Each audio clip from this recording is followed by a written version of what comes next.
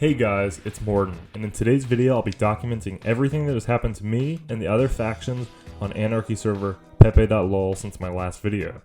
I had recently made a small wooden hut at the edge of an island and originally planned for it to be the new base for my faction, the Castle Guard.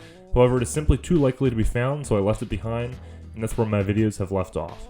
I don't have any actual footage of it, as because I'm documenting myself on an Anarchy server, I can't give any clues to where I am going, but I did travel for a long time through the Nether.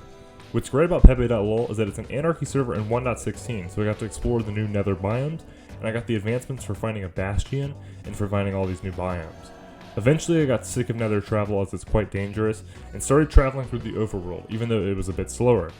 I started breeding villagers at a new village to get the ideal enchanted books. Not long ago, the original bunker that Philip and I made was griefed by Omnipotent of the Holy Axis, and with that base gone, we lost our good villagers who had Mending, Unbreaking 3, and more.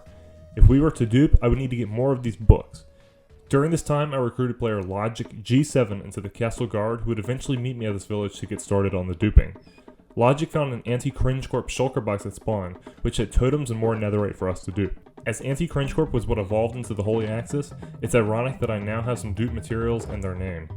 Logic met me at the village, and with a donkey, we went to work. I was worried about losing my elytra before, but now that's not a fear to have as we have backups for our tools and armor, as well as a ton of valuable resources such as totems and gapples. After we duped, we decided that we had to still travel as no base is safe in Anarchy, and simply the closer to spawn, the more dangerous. After more traveling, we eventually settled in a plains biome. Logic was the first to arrive and we made a small house to get started, and after I arrived we began to farm wood and a few crops to get us going. I'm no longer hiding in an underground bunker. I'm building, and the Castle Guard is going to collectively build up this area which we have named Poggersville. It took some time, but I made a rudimental wooden house for my first contribution to the town to go alongside Logic's wooden base. We plan to make many buildings, and Logic got started on a library to house our enchanting table. I'm doing a road project which will have all roads around our town made out of stone brick with an oak leaf border. Later that day I made the Poggersville nether portal, which instead of just having it, I tried to bring the nether into the overworld by making a mini nether fortress and Soul Sand Valley to go alongside the portal. The next day, Logic and I went up to the nether roof and broke bedrock. This will allow incredibly fast and safe travel through the nether if we want to go even further out or return to spawn. This was the first time I broke bedrock in survival, and it was surprisingly simple to do, so I will likely do more in the future. Underneath Poggersville, I found a somewhat rare occurrence of two very close together spider spawners. I put together a rudimentary farm in order to grind them for XP, and within a few minutes I had already killed a bunch of spiders. I'm a fan of vanilla Minecraft, so I didn't mind making or using this farm, and that's also why you don't see me with a hacked client. But we did dupe because on an Anarchy server you can't be fully legit in order to survive the chaos. Our town is coming along quite well and will look even better soon. Now I'll get on to the other factions. When it comes to overall server news, more things have happened. If you've seen my last video, you'll know that the Holy Axis base was griefed by the rival Bacon House faction.